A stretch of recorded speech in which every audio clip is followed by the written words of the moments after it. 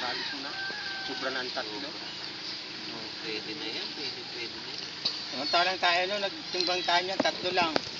Ang kilo, sobra na nga 1 kilo. Harvestin na natin man na makabili na tayong alimango. 1 150 grams ang tatlo. Ayan o, magkukulang-kulang na ano eh. Kulang-kulang na. Matataba. Ang kapal ng taba, daddy. Isa. Ito, si Uncle, oh. Hindi ka asa rin ni Unad. Hindi ka asa rin ni Unad.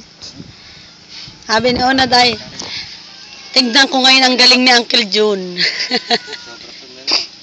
Hanap tayo ng medyo malaki at nang ma-estimate na natin ng ano. Dali na lang natin yung timbangan doon. Eksakto. Galing niya lang ba? Ano ba na yung pusang? Dalawa, tatlo nga. Hindi ma. Mag-ano ka na dyan ng order natin sa kayong panganiban at pag-akyat daw, may mabili sa taas. Meron dyan sa taas, kanina may nagtatas. Sabi ko 120. Mura lang ang buson. Mura lang. Hindi, 140 lang sa panganiban. Oo, dito pa.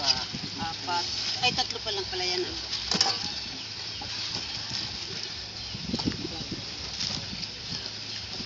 Oh, yung uling! Andun doon, oh.